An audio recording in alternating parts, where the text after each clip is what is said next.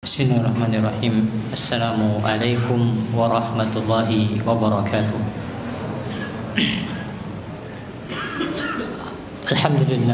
Alhamdulillahi rabbil alamin. Assalatu wassalamu ala asyrafil anbiya'i wal mursalin nabiyina Muhammadin wa ala alihi wa sahbihi ajma'in wa man tabi'ahum bi ihsanin ila yaumiddin, amma ba'du. Ikhwani fillah wa akhwati fiddin, para hadirin dan hadirat, para pemirsa, a'azani Allah wa iyyakum jami'an. Alhamdulillah, di malam hari ini kita kembali diizinkan oleh Allah bersama-sama, insyaallah kita akan melanjutkan pelajaran kita membahas tentang produktivitas seorang muslim. Dan dimulai malam hari ini kita akan mulai membahas tentang kiat-kiatnya, namun sifatnya masih umum sebagai pengantar untuk kiat-kiat yang nanti pada pertemuan-pertemuan berikutnya akan semakin praktikal, semakin teknis. Namun pada kesempatan kali ini kita akan membahas konsepnya secara umum terlebih dahulu. Baik, sudah kita bahas pada pertemuan sebelumnya bahwasanya yang kita maksudkan sebagai produktif muslim adalah muslim yang dia mampu untuk menghasilkan kebermanfaatan. Standar produktivitas bagi seorang muslim adalah kebermanfaatan. Orang yang produktif adalah orang yang dia mampu menghasilkan kebermanfaatan yang banyak. Dan sebaliknya, semakin dia tidak produktif, artinya semakin kebermanfaatan itu sedikit yang dia hasilkan. Dan kebermanfaatan itu maknanya luas. Bisa itu manfaat untuk diri sendiri, bisa manfaat untuk orang lain. Bisa manfaat duniawi, bisa manfaat ukhrawi untuk akhirat. Bisa manfaat yang sifatnya zahir, sesuatu yang sifatnya fisik, bisa sesuatu yang sifatnya batin, yang tidak tampak. Jadi banyak cakupan kebermanfaatan itu.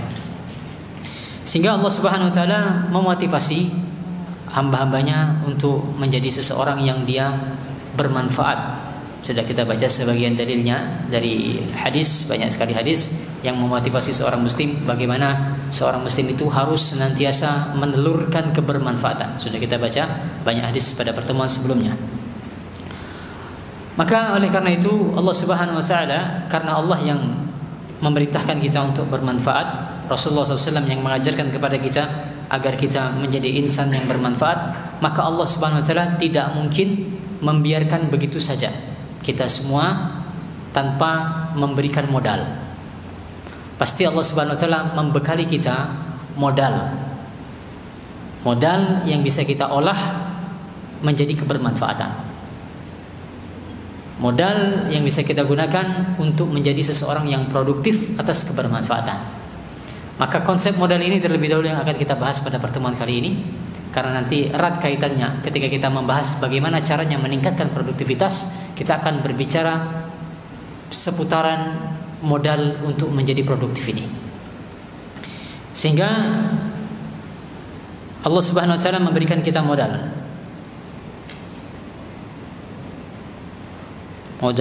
untuk menjadi produktif.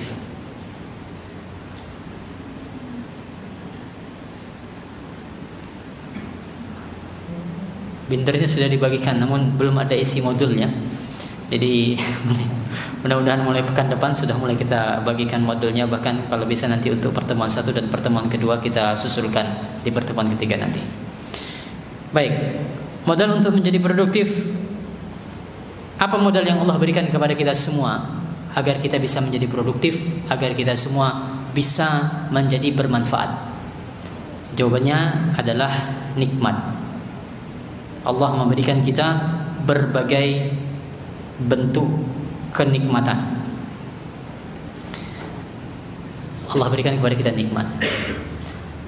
Karena Allah telah memberikan kita nikmat inilah, makanya kemudian ada proses hisab. Ada proses hisab. Tadi dibaca oleh imam di rakaat kedua. Ada yang hafal ayatnya? Ada yang ingat ayat apa tadi yang dibaca oleh imam? Ini uji coba kekhusyuan seseorang itu dalam salat adalah ingat tidak apa yang dibaca oleh imam tadi? Apa yang dibaca oleh imam? Surat apa? At-Takatsur. Ayat terakhir, summa latus'alunna yawma idzin 'anil na'im. Kata Allah Subhanahu wa taala, pasti akan kami pertanyakan pada mereka tentang berbagai kenikmatan. Semua nikmat yang Allah berikan kepada kita semua akan dihisab, dimintai pertanggungjawabannya. Apa esensi dari hisab? Esensi dari hisab adalah untuk mempertanggungjawabkan apakah nikmat yang Allah berikan kita gunakan untuk kebermanfaatan ataukah tidak. Ini esensi dari hisab. Ya.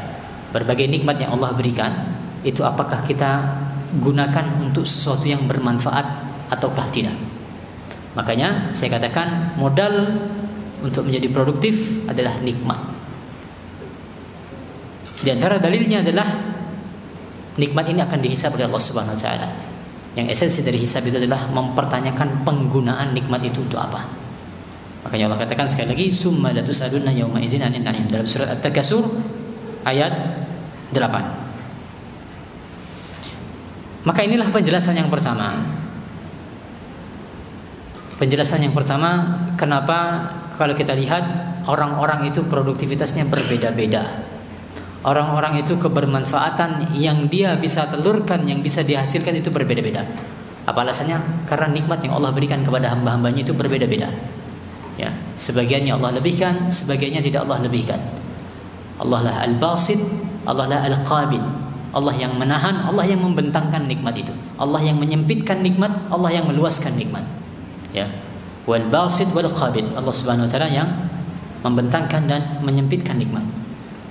Ini sebab pertama kenapa orang-orang itu tingkat produktivitasnya berbeda, karena nikmat yang mereka bisa gunakan sebagai modal untuk menelurkan kebermanfaatan itu berbeda-beda.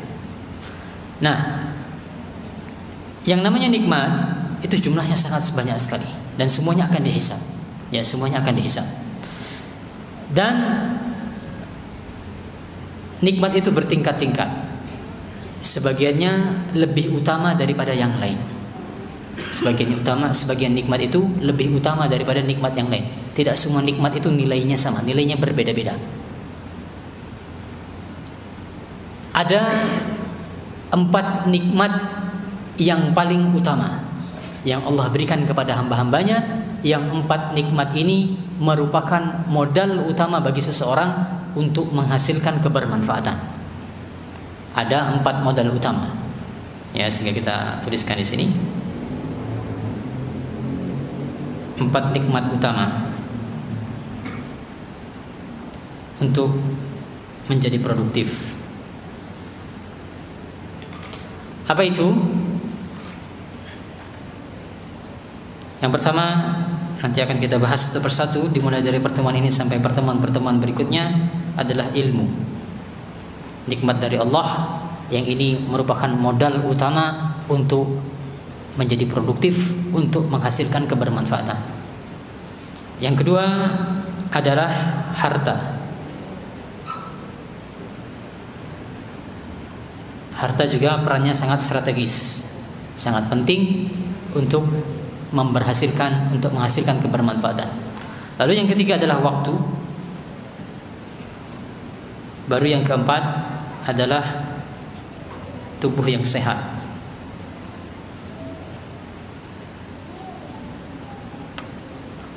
Ini 4 modal utama. Sehingga nanti kita akan berkutat dengan 4 hal ini. Dimulai dari pertemuan kali ini, kita akan melihat nanti satu persatu.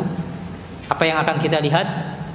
Nanti akan kita lihat bagaimana Islam memotivasi para pemeluknya untuk mengumpulkan 4 modal ini.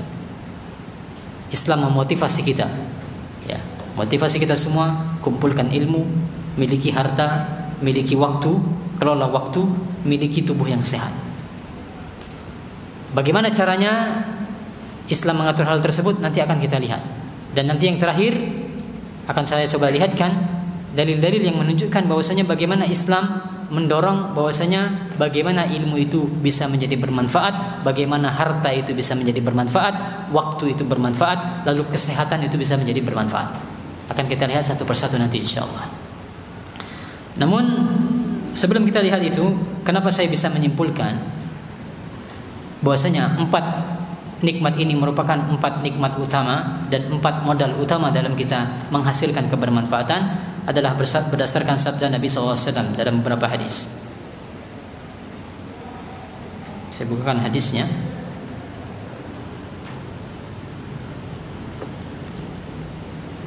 Baik, ada 2 hadis yang menunjukkan hal tersebut. Saya tampilkan di sini.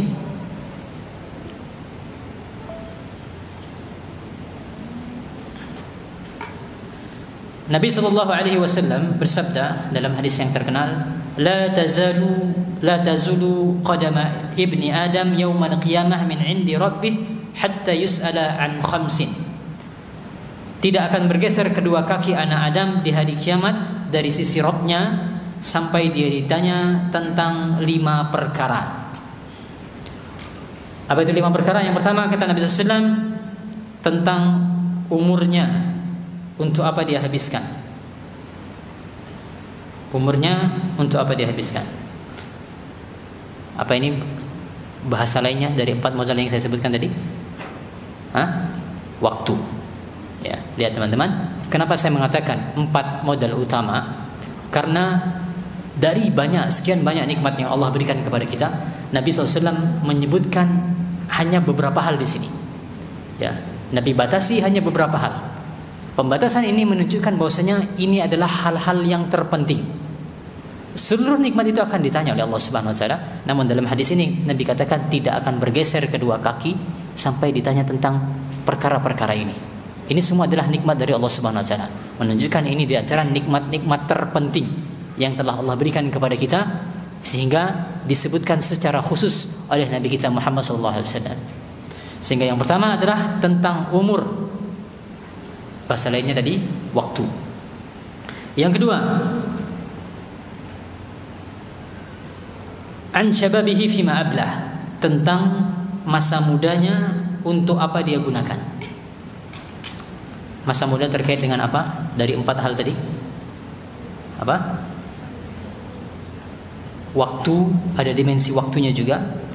Tapi yang lebih berhubungan di sana adalah tentang kesehatan. Sehatnya tubuh. Kata para ulama, kenapa dikhususkan di sini pembahasan tentang syabab, tentang para pemuda? Karena para pemuda itu mereka memiliki pikiran yang segar, tenaga yang kuat, fisik yang bagus. Pertanggungjawabannya nanti secara khusus pada hari kiamat. Sehingga di sini dimensinya tadi adalah masalah kesehatan. Yang ketiga jelas sekali kata Nabi SAW, yang akan dipertanyakan oleh Allah Subhanahu wa taala tentang harta. Dari mana dia mendapatkan dan untuk apa dia belanjakan hartanya. Lalu baru yang terakhir jelas sekali, wa maza amila fima alima. Apa saja yang telah ia amalkan dari ilmunya. Baik. Sehingga di sana terdapat 4 modal utama yang saya sebutkan tadi. Dan perhatikan sekali lagi, ini kita berbicara tentang hisab. Esensi dari hisab itu adalah memintai pertanggungjawaban tentang untuk apa nikmat ini digunakan.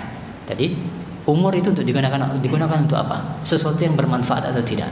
Masa muda digunakan untuk sesuatu yang bermanfaat atau tidak? Harta digunakan untuk sesuatu yang bermanfaat atau tidak? Ilmu digunakan untuk sesuatu yang bermanfaat ataukah tidak? Dan bagaimana tadi? Ada 4 modal, lalu dimensinya tentang kebermanfaatan. Ini dalil yang pertama yang menunjukkan 4 modal utama kita. Yang kedua, ada hadis dari Abu Barzah Al-Aslami radhiyallahu anhu. Nabi SAW bersabda, hadis yang sama cuma lafadznya sedikit berbeda. Karena Nabi SAW, la tazulu qadama abdin yawmal qiyamah hatta yus'ala an umrihi fima afnah. Sini jelas sekali tentang umur, dimensinya. Yang kedua tentang ilmu, wa an ilmihi fima fa'ala.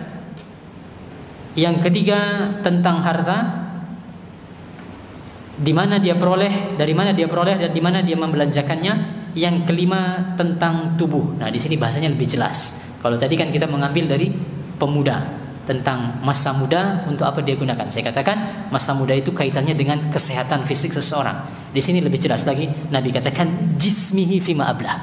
Tubuhnya untuk apa digunakan. Sehingga sekali lagi kita kembali lagi 4 modal utama kalau seorang itu dia ingin menjadi produktif, dia harus memanfaatkan 4 modal ini.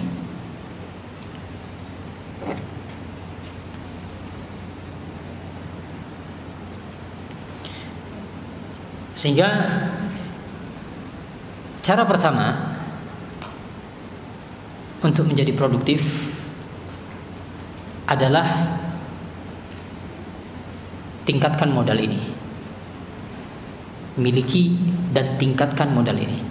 Ya, sebagaimana kita berbicara tentang teori produktivitas modern, ketika Anda berbicara tentang kapasitas produksi misalnya, ingin meningkatkan produktivitas pabrik, ya tentu ada 2 cara utama. Cara pertamanya adalah kita meningkatkan input, ya, input proses output. Output di sini nanti kita ukur produktivitasnya seberapa dari pabrik ini. Nah, di antara cara supaya kita bisa meningkatkan output, tentu kita juga harus meningkatkan inputnya. Nah, sehingga inilah pembicaraan kita pada bagian yang pertama nanti, bagaimana Islam yang pertama memotivasi kita untuk mengumpulkan ilmu, harta, agar kita mengelola waktu supaya kita tetap punya modal waktu. Yang keempat nanti bagaimana Islam memotivasi kita untuk memiliki tubuh yang kuat, tubuh yang sehat, supaya kita bisa menjadi orang yang produktif, menghasilkan kebermanfaatan. Kita lihat satu persatu.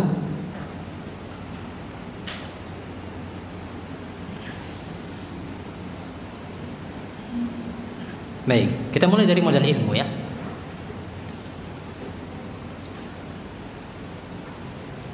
Saya tuliskan di sana, di antara yang menunjukkan Islam memotivasi agar kita mengumpulkan modal ilmu adalah berbagai doa yang diajarkan kepada kita untuk meminta tambahan ilmu.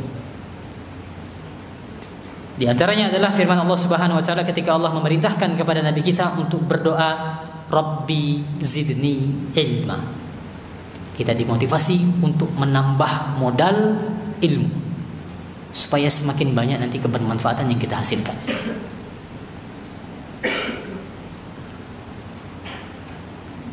Allah perintahkan kita, Rabbi zidni ilma, berdoa, minta tambahan ilmu. Artinya memang ada motivasi dari Islam supaya kita menambah modal ilmu itu. Juga kita diperintahkan untuk berdoa memohon perlindungan dari kebalikan ilmu, yaitu kebodohan. Kita dianjurkan untuk berdoa, a'udzubillah an akuna minal jahilin. Ini doanya Musa ketika berdebat dengan orang-orang Bani Israel. Yang ini berlaku untuk kita. Kita diajarkan untuk berdoa, a'udzubillah an akuna minal jahilin. Aku berlindung kepada Allah agar tidak menjadi salah seorang dari orang-orang yang bodoh, tidak punya ilmu. Lihat bagaimana motivasi Islam, kumpulkan ilmu, jauhi kebodohan.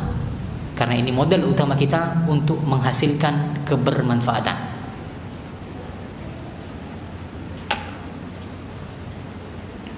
Karena pentingnya modal ini, makanya Islam kemudian mewajibkan untuk menuntut ilmu sebagai cara untuk mengumpulkan modal ilmu. Wajib bagi kita untuk mengumpulkan ilmu dengan cara menuntut ilmu.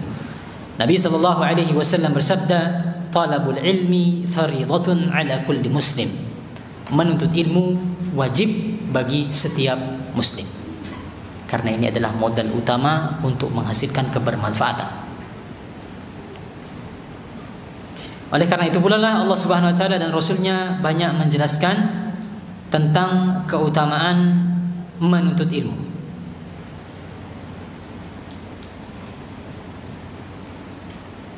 Nah, sampai di situ, ya, jadi saya jelaskan logikanya. Kita ingin melihat satu persatu bagaimana Islam yang pertama memotivasi untuk mengumpulkan modal ini, modal yang 4 tadi. Yang kedua, kita lihat caranya, bagaimana cara yang Islam ajarkan untuk mengumpulkannya. Tadi ilmu sudah, kita diperintahkan untuk berdoa supaya punya tambahan ilmu, punya modal ilmu.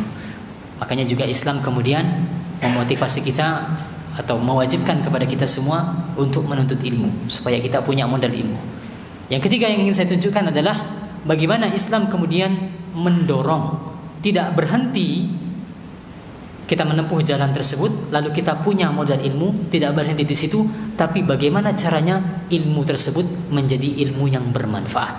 Tidak berhenti hanya memiliki ilmu saja, tapi harus dilanjutkan sampai pada level menjadi ilmu yang bermanfaat. Makanya Nabi SAW memberikan perumpamaan orang-orang yang pandai untuk mengolah ilmunya menjadi sesuatu yang bermanfaat. Nabi permisalkan dengan tanah yang subur, yang menerima hujan, lalu menumbuhkan tanaman.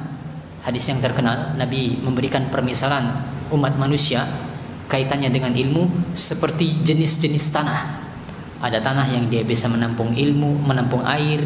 Ada tanah yang dia tidak bisa menampung air. Ada tanah yang dia bisa menyerap air, lalu memberikan manfaat kepada sekitarnya sehingga bisa tumbuh tumbuhan.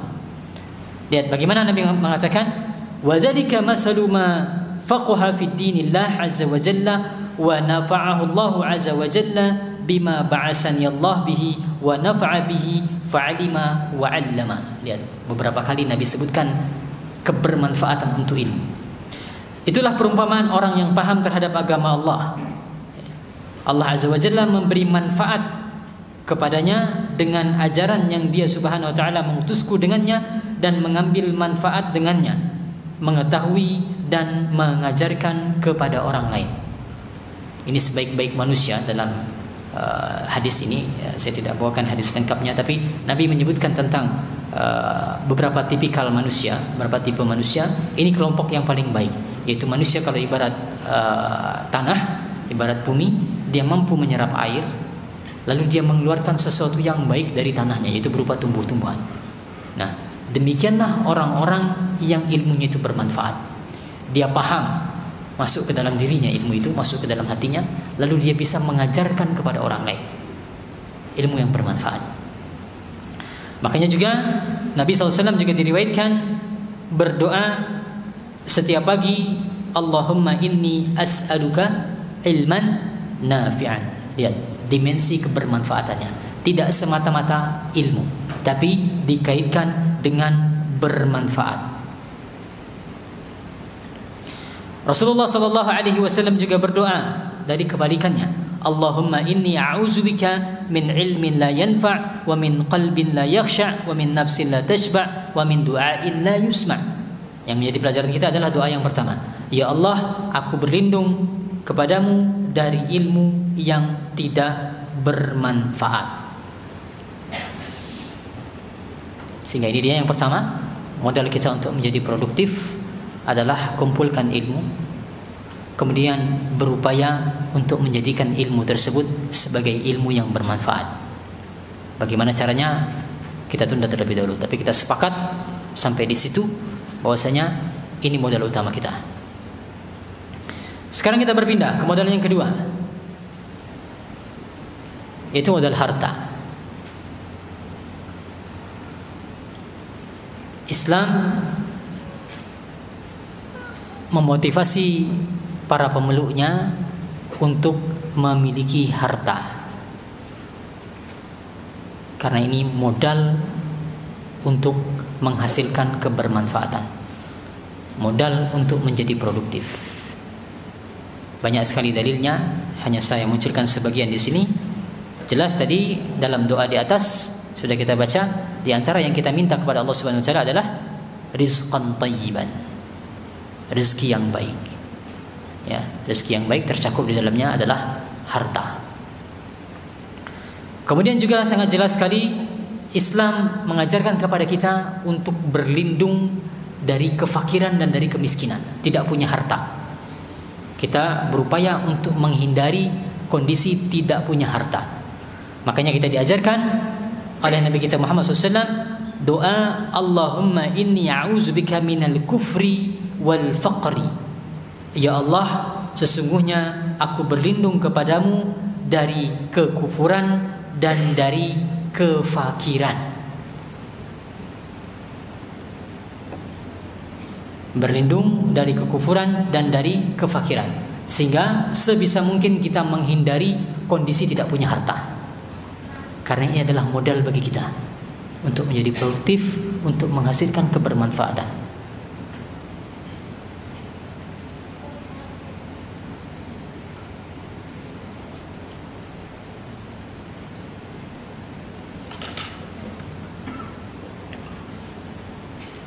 Ya, makanya juga kemudian banyak sekali dalil-dalil yang menunjukkan bahwasanya Muslim itu diwajibkan untuk bekerja. Dilarang seseorang itu untuk nganggur dalam agama kita, terlarang. Kalau tidak ada alasan yang dibenarkan, haram hukumnya seseorang itu menganggur tidak mau bekerja. Banyak sekali celaan dari para sahabat untuk orang-orang yang tidak mau bekerja. Ya, di antara dalilnya kata sebagian ulama, di antara dalil wajibnya bekerja adalah waja'alna an-nahara ma'asya. Allah katakan, kami telah membuat waktu siang itu untuk mengusahakan penghidupan, untuk mencari ma'isyah, penghidupan. Ya. Harta adalah modal, kemudian Islam mewajibkan kita untuk bekerja sebagaimana tadi, ilmu adalah modal, Islam mewajibkan kepada kita untuk menuntut ilmu.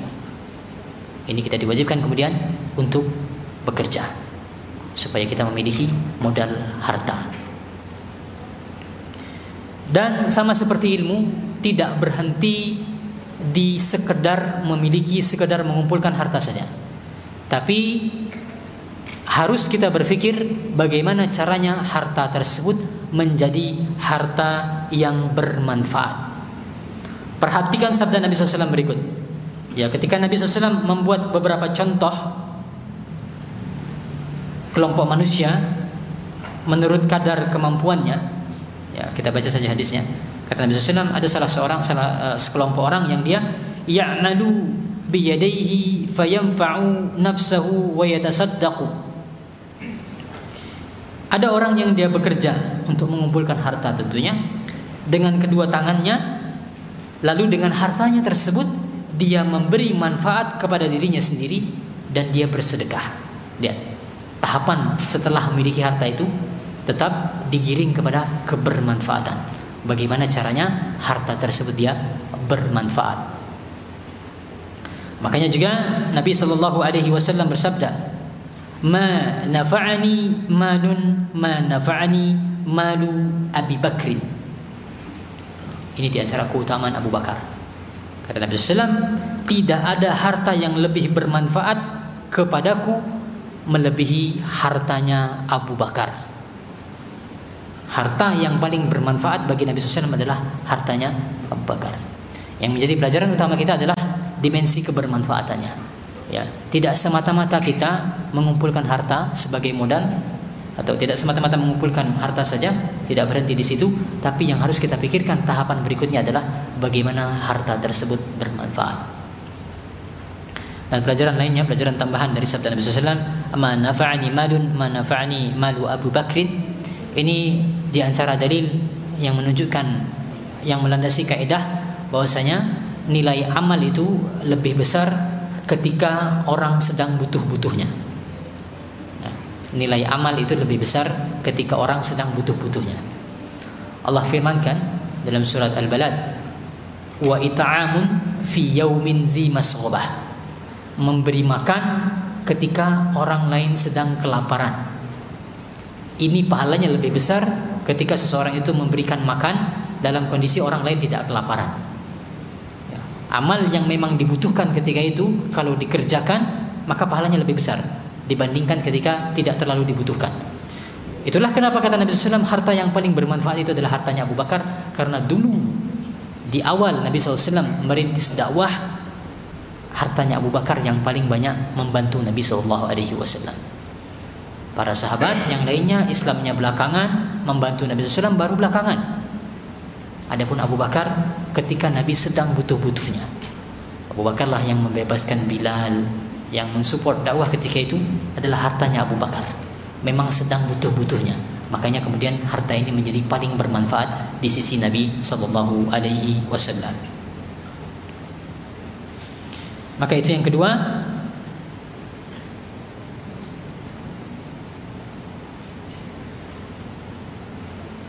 Kemudian yang waktu sepertinya saya belum selesai menulisnya, kita melompat ke harta.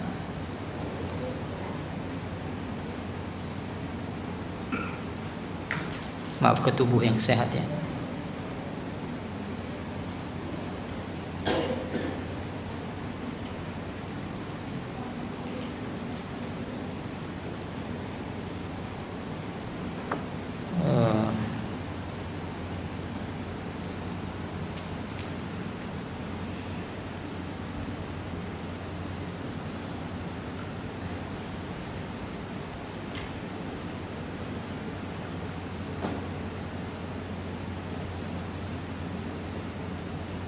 Baik.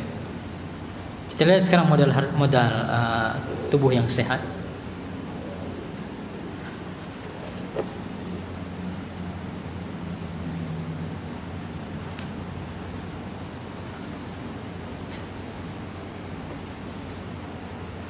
Sama tadi seperti ilmu dan harta, kita diperintahkan di dalam agama kita untuk meminta kesehatan.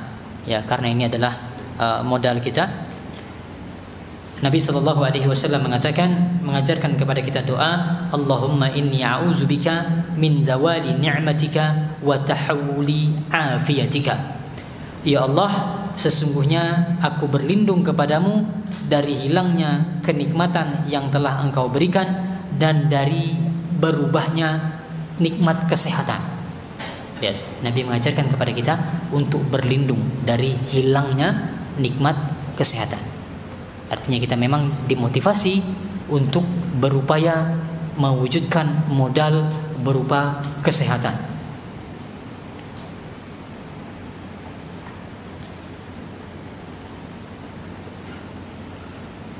Sehingga demikian, kita kembali lagi ke sini. Ada 4 modal utama yang ini nanti akan kita bahas satu persatu pada pertemuan berikutnya. Misalnya nanti kita akan mulai mungkin dari sini ya, di pertemuan berikutnya. Kita akan membahas nanti masalah bagaimana caranya dalam sudut pandang Islam untuk mewujudkan tubuh yang sehat. Karena ini kaitannya dengan produktivitas kita. Nanti akan kita bahas tentang 4 pola hidup sehat.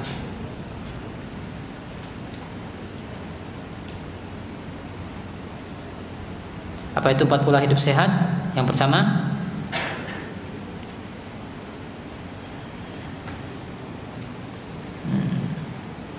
adalah pola tidur. Yang kedua,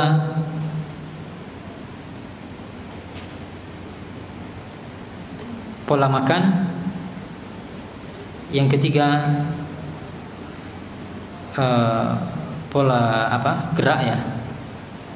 Yang keempat adalah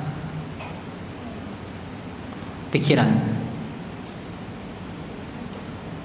Akan kita bahas satu persatu dimulai pertemuan berikutnya.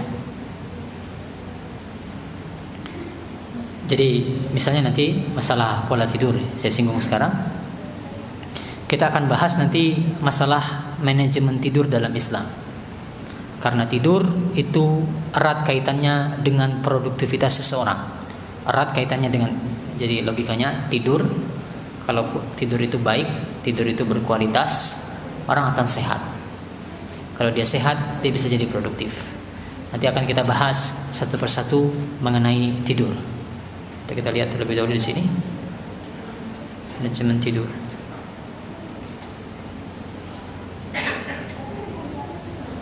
Nah, ini manajemen tidur dalam Islam akan kita bahas satu persatu jenis-jenis tidur.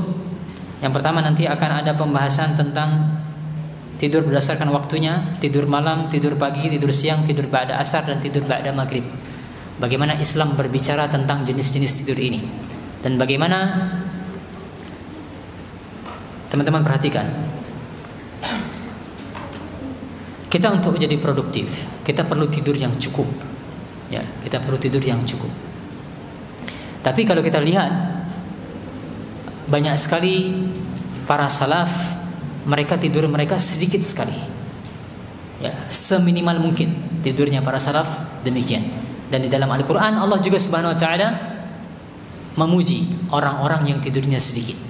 Kata Allah Subhanahu Wa Taala, "Tatajafa junubuhum 'anil madaji'." Lambung mereka itu jauh dari kasur. Lambung mereka jauh dari kasur. Maksudnya apa? Sibuk beribadah di malam hari, tidurnya sedikit. Kanu qalilan minal laili ma yahja'un. Sedikit tidur mereka. Lalu bagaimana kita mengkompromikannya? Allah memotivasi atau Allah memuji orang-orang yang tidurnya sedikit, sementara kita butuh tidur supaya kita bisa menjadi produktif. Maka jawabannya nanti akan kita bahas, karena esensi dari tidur itu adalah masalah kualitas. Ya. Esensi dari tidur itu adalah masalah kualitas, bukan kuantitas. Inilah rahasianya para ulama, tidur mereka sedikit namun mereka sangat produktif. Tidur mereka sedikit namun mereka sangat produktif karena tidur mereka adalah tidur yang berkualitas. Inilah diantara rahasianya Al-Imam At-Tabari. Sudah kita singgung di pertemuan pertama, contoh orang-orang produktif.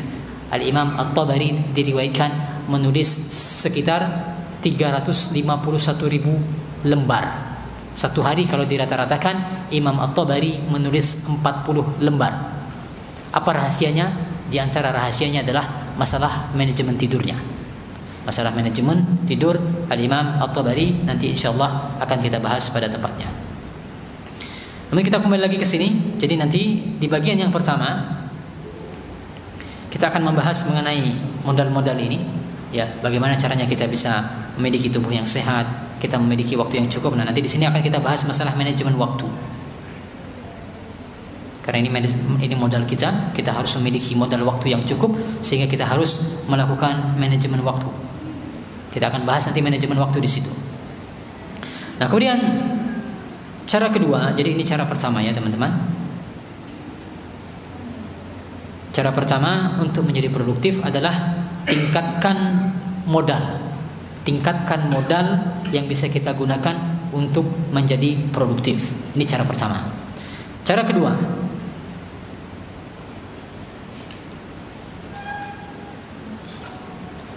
ya, yang namanya produktivitas tadi sudah kita singgung, sama seperti ini, input, proses, output. Oke, kalau dalam terminologi yang kita gunakan, input kita adalah nikmat. Berbagai nikmat Allah Subhanahu wa taala adalah modal kita untuk kita menjadi produktif. Kemudian nikmat ini kita proses, jadilah dia nanti kebermanfaatan.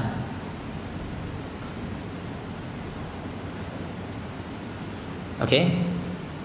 Nah, kita lihat sebagian orang mereka memiliki nikmat secara kuantitas sama. Ya, memiliki nikmat secara kuantitas sama. Maksudnya hartanya sama, ilmunya sama, waktunya sama, sama-sama sehatnya, sama-sama punya fisik yang sehat dan kuat. Tapi kenapa kemudian sebagian orang tingkat kebermanfaatan dia itu berbeda-beda hasilnya? Ya, punya harta yang sama, tapi kok bermanfaatnya bisa berbeda-beda? Maka jawabannya di prosesnya ini. Kemampuan seseorang untuk mengolah nikmat Allah Subhanahu wa taala menjadi sesuatu yang bermanfaat itu berbeda-beda. Sehingga nanti di bagian kedua itulah yang akan kita bahas. Bagaimana caranya kita meningkatkan kemampuan untuk mengolah modal supaya bisa menjadi lebih produktif, menghasilkan kebermanfaatan yang lebih banyak. Nah, disinilah nanti diantaranya akan kita bahas masalah keberkahan. Masalah keberkahan nanti akan kita bahas di sini. Bagaimana kita mengupayakan harta yang berkah, ilmu yang berkah, waktu yang berkah, tubuh yang berkah. Dan akan kita lihat contoh-contohnya nanti. Karena ini sangat mempengaruhi seberapa banyak kebermanfaatan yang bisa diproduksi oleh seseorang dari nikmat yang dia miliki dan cara-cara yang lainnya. Sehingga pada pertemuan-pertemuan berikutnya akan kita bahas yang pertama, bagaimana caranya kita mengumpulkan modal. Setelah kita selesai membahas hal tersebut, bagaimana caranya kita mengolah modal tersebut agar kita bisa menjadi lebih produktif, lebih banyak menghasilkan kebaikan atau kebermanfaatan. Baik, saya kira demikian yang kita bahas pada pertemuan kali ini.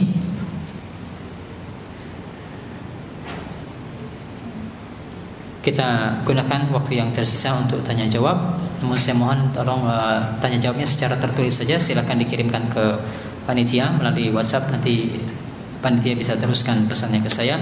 Wallahu a'lam wa sallallahu ala nabiyyina Muhammad wa ala alihi wa sahbihi wasallam.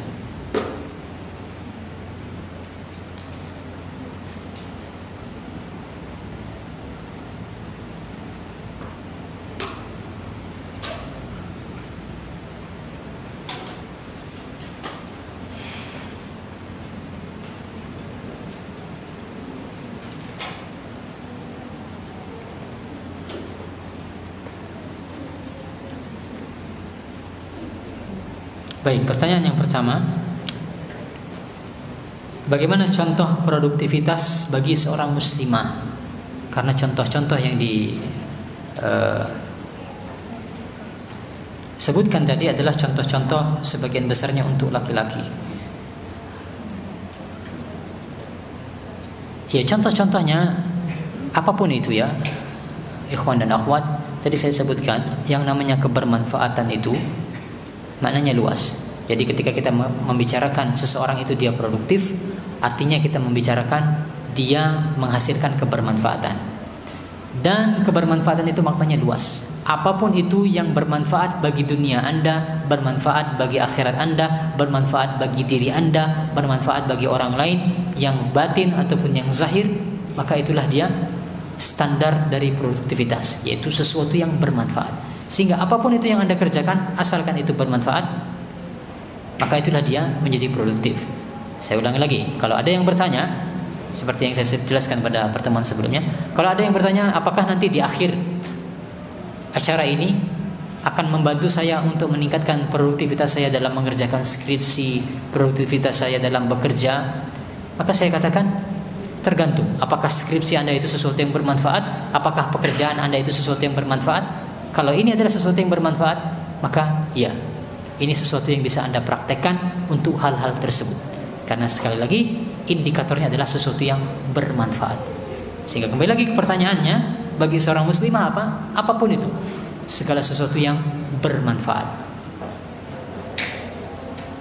Baik, kita dengarkan azan terlebih dahulu. Pertanyaan yang lainnya akan kita coba jawab setelah azan isya. Wallahu a'lam. Baik, kalau tidak ada pertanyaan kita cukupkan. Jadi insya Allah dimulai dari pertemuan berikutnya kita akan mulai hal-hal yang lebih praktikal. Karena 2 pertemuan kita membahas semacam konsepnya atau teorinya. Mungkin kita akan mulai dari sini nanti. Bagaimana kita tadi mewujudkan tubuh yang sehat. Lalu kita mulai dari manajemen tidur dalam kacamata Islam, ya, bagaimana Islam mengatur seorang muslim itu tidurnya harusnya seperti apa. Baik, kita cukupkan. Wallahu a'lam. Mudah-mudahan ada manfaatnya. Wassallallahu ala nabiyyina Muhammad wa ala alihi wa sahbihi wasallam. Subhanakallahumma wa bihamdika asyhadu an la ilaha illa anta astaghfiruka wa atubu ilaik. Assalamu alaikum warahmatullahi wabarakatuh.